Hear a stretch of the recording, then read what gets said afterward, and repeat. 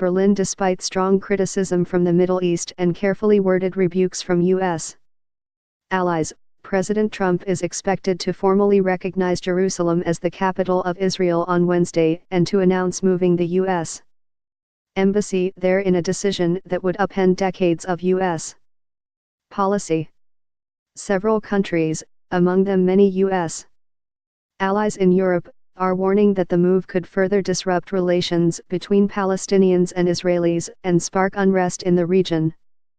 Close allies such as Britain, France, and Germany all criticized Trump or voiced skepticism ahead of his scheduled pronouncement. German Foreign Minister Sigmar Gabriel used the example to emphasize Tuesday why traditional U.S.-European ties have started to crumble. "We all know the far-reaching impact this move would have," Gabriel said. Germany's position on this issue remains unchanged. A solution to the Jerusalem problem can only be found through direct negotiations between both parties. Everything which worsens the crisis is counterproductive. The German foreign minister's words were echoed Tuesday by French President Emmanuel Macron, who reaffirmed that the status of Jerusalem must be resolved through peace negotiations between Israelis and Palestinians, according to a statement released by the French embassy in Washington. British Foreign Secretary Boris Johnson similarly indicated that the Wednesday announcement could further disrupt efforts to reach peace in the region.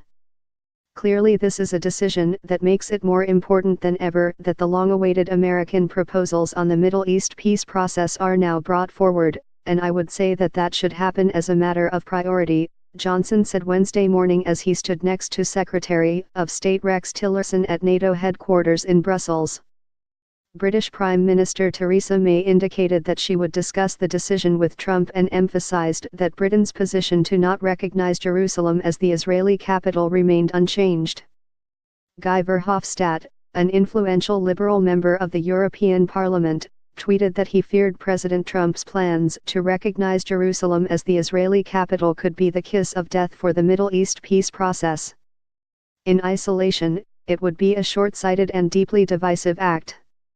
Trump should be brokering deals, not trashing them. Perhaps the strongest warning came out of Sweden, where Foreign Minister Margot Wallström warned that the changes are obviously going to lead to massive effects and unease. "It's catastrophic," Wallström said.